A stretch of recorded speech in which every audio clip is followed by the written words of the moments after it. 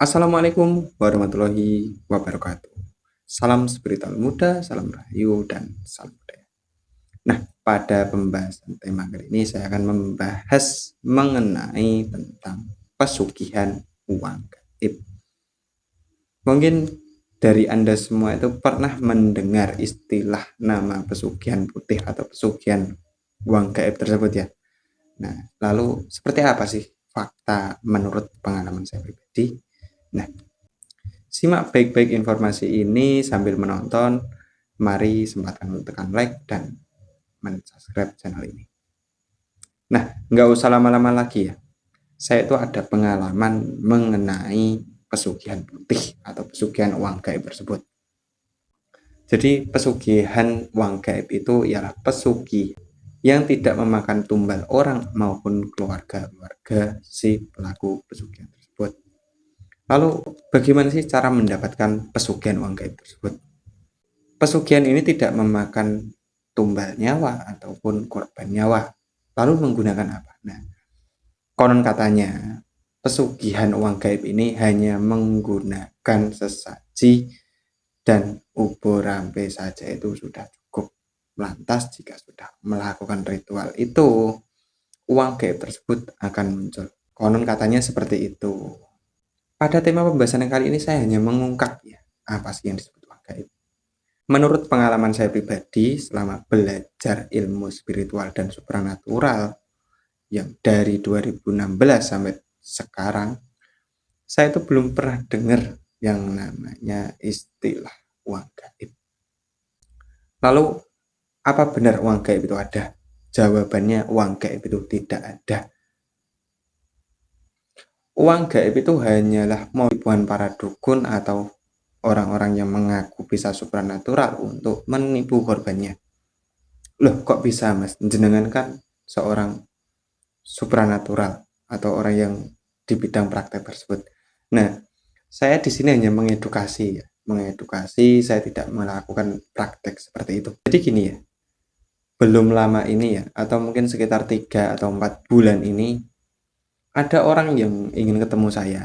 Beliau itu ingin sharing, ingin mendapat masukan, dan pengen uangnya kembali. Jadi beliau itu dulu pengen ketemu saya itu karena beliau itu mengaku menjadi korban dam atau hipnotis, tapi dengan nominal uang yang cukup besar, yaitu nominalnya sekitar 170 juta, belum perhiasan-perhiasannya. Kan saya ragu ya, kok gendam orangnya bisa sadar pelakunya si ini kan enggak ya.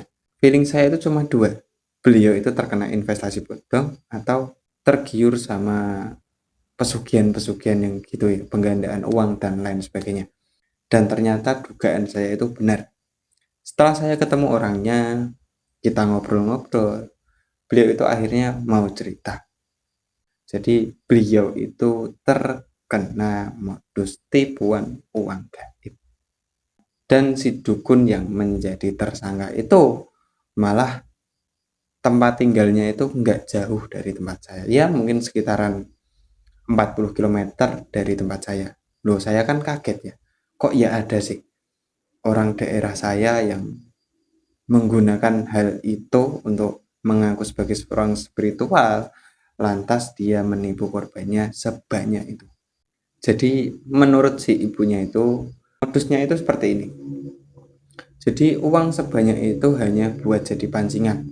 Uang yang asli itu sekitar 170 juta, itu sebetulnya mau digenapin sebanyak 200 juta. Setelah uang itu diritualin dengan cara ya si dukun tersebut, nah kata si ibu nanti uang itu akan jadi 2 miliar.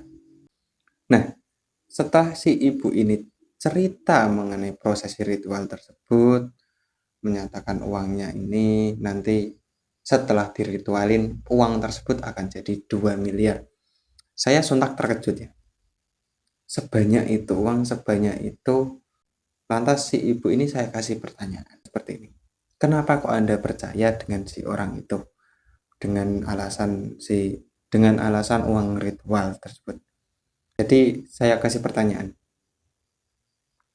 Dukun itu orangnya kayak apa tidak? Beliau itu menjawab tidak gitu ya, karena dukun tersebut kan ngontrak.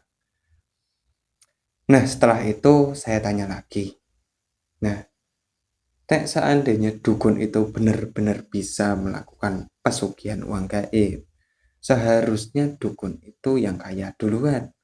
Ya minimal dukun tersebut itu bawa Toyota Mercy, Mercedes Benz atau yang lain kan terlihat keren ya, terlihat meyakinkan kalau beliau itu bisa melakukan penggandaan uang atau melakukan pesugihan gaib, uang gaib tersebut. Nah, kenyataannya itu tidak ya. Setelah saya cari tahu latar belakang dukun itu dengan sesuatu, dan saya tuh menemukan ternyata dukun itu nggak kaya, keluarganya bermasalah dan lain sebagainya.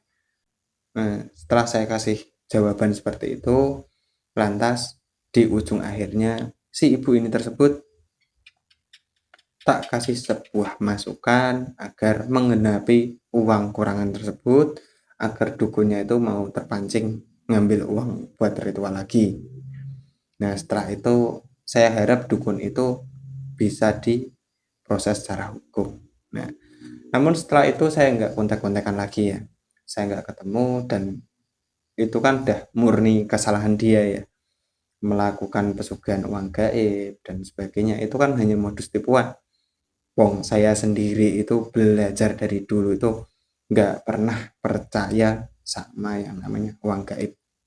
Kenapa kok saya nggak bisa percaya gitu ya? Jadi dasar saya belajar ilmu spiritual itu, saya tuh nggak mau kehilangan akal logika. Jadi yang saya pelajari dari dulu itu semua harus masuk di logika. Ya memang benar ya, ilmu metafisika itu ilmu yang sulit dibuktikan secara nyata. Cuman setidaknya kita itu bisa berpikir, oh iya, terjadinya pelet ini karena apa? Proses gendam ini karena apa? Terus kalau uang gaib kan nggak masuk akal. Kenapa kok nggak masuk akal? Ya seperti namanya saja, uang gaib. Memangnya di alam gaib sana ada bank gaib. Dan kalaupun ada di uang kertas itu namanya bukan BI atau Bank Indonesia ya, melainkan jadi BG, Bank Gaib. Nah, jadi untuk Anda semua yang saat ini sedang mencari orang yang bisa meritualkan uang gaib atau percaya dengan ilmu pesugihan putih, saya harap mulai saat ini Anda stop berpikiran seperti itu. Uang gaib tidak ada, pesugihan itu tidak ada. Saya tidak meyakini pesugihan itu ada.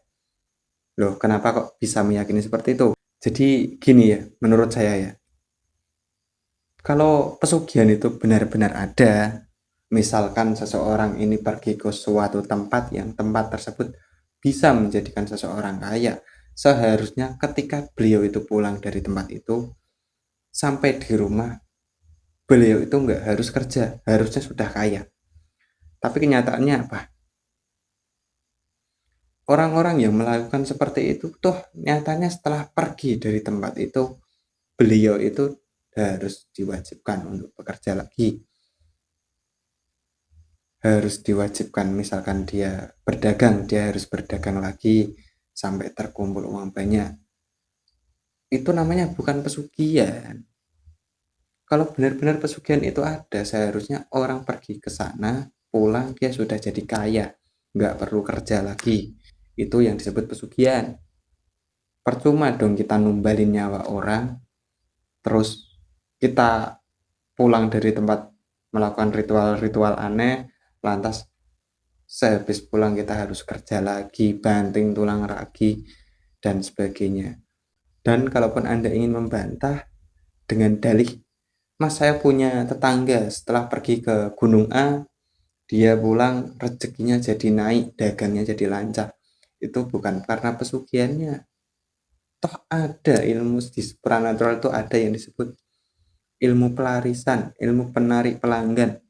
Itu fungsinya seperti kayak daya tarik seseorang, itu lebih masuk akal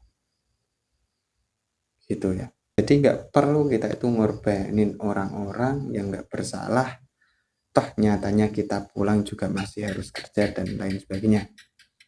Jadi untuk Anda semua yang saat ini meyakini ilmu pesugihan putih itu ada, uang gaib itu ada, mulai saat ini berhenti sebelum Anda tertipu, sebelum Anda kehilangan lebih banyak uang lagi. Gunakan waktu Anda sebaik mungkin, carilah pekerjaan yang lebih nyata, dan berpikirlah secara masuk akal.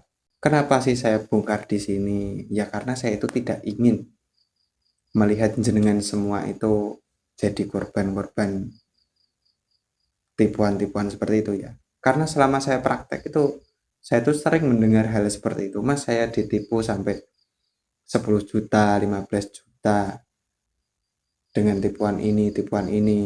Dan orang yang menipu itu bukan seorang supernatural. Dia itu hanya mengaku, tapi dia bisa menipu seperti itu. Jadi ya, lebih berhati-hatilah jenengan.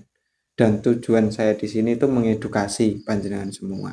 Mungkin sudah bisa dipahami ya maksud tujuan saya di sini membongkar itu semua. Nah, dan di video ke depan saya itu akan membahas edukasi spiritual supernatural secara akal dan logika.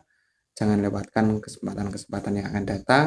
Jangan lupa like, komen, dan subscribe. Saya Bayu Samudro undur diri. Assalamualaikum warahmatullahi wabarakatuh.